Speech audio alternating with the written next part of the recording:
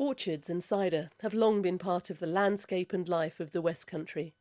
Kenpley lies less than 5 miles away from Weston's, one of Britain's best-known cider brewers, which produces nearly 50 million pints a year. And one man within Kenpley's borders also built up a reputation as a cider maker, though not on quite such an industrial scale. On Wednesday, July the 2nd, 1919, just over 6 months after the end of the First World War, Earl Beecham's estates at Kenpley were put under the hammer. The title page of the auction catalogue tells us that healthy and prolific orchards form an important and valuable feature of nearly all these highly desirable holdings, which ran to a total area of about 4,290 acres. Harry George had been back in Kenpley 2 years by then, after being injured in battle in 1917, and he went on to become a cider producer when orchard fruit was still an important local crop. Around 100 acres was still under cultivation in Kenpley until the early 1970s. But let's go back to the beginning of the story of the man who had cider in his blood.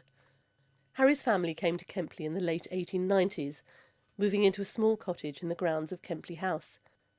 After leaving the village school, he started work at Tandy's Cider and Perry, helping with cider making at Cecil's farm and making deliveries by horse and cart. When the war to end all wars broke out in 1914, Harry enlisted with the Herefordshire Regiment and served in Egypt and Gallipoli. He returned home to Kenpley after being wounded at the Battle of Gaza in 1917. Like many returning servicemen of his generation, Harry found it hard to settle. In search of better things, he became an apprentice wheelwright in Bristol, cycling all the way home to Kenpley at weekends. Wheelwright's probably a slightly misleading title, as the training embraced the whole gamut of transport engineering, from wheels to coachwork. Harry's exhibition piece at the end of his training was a scale model gypsy caravan. After this, Harry took his skills to Portsmouth, where he worked in and around the docks and the naval base. But Kenpley was still calling Harry, and in 1927 he returned to the village to become the local wheelwright, joiner, general builder and well-digger, a very useful chap to have around. Harry moved about the village quite a bit, starting at Stonehouse Cottages on the northern tip of Kenpley on the Much Marcle Road, then moving to the old post office. Harry did a lot of work, including building a swimming pool and tennis courts at the private school run by the then vicar, Canon Gethin Jones. It was through this connection that Mrs. George became the village postmistress, a job that came with a house.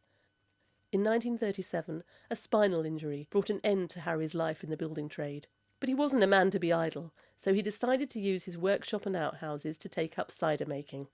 Harry wanted to make it in the traditional way, his only concession being a diesel engine to turn the mill and pulp the fruit.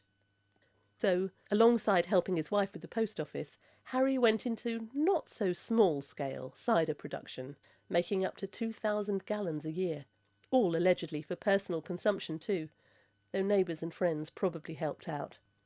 He also found time to repair and collect antique clocks, but age catches up with us all in the end, and in 1970 Harry moved to a smaller home in Ledbury, bringing an end to cider making in Kenpley. The clock collection had to go as well, but even now Harry's working life wasn't over. Though well into his 70s, he returned to the skills gained in his apprentice days, making models of farm wagons and barrows, with the quality of his work gaining him several commissions.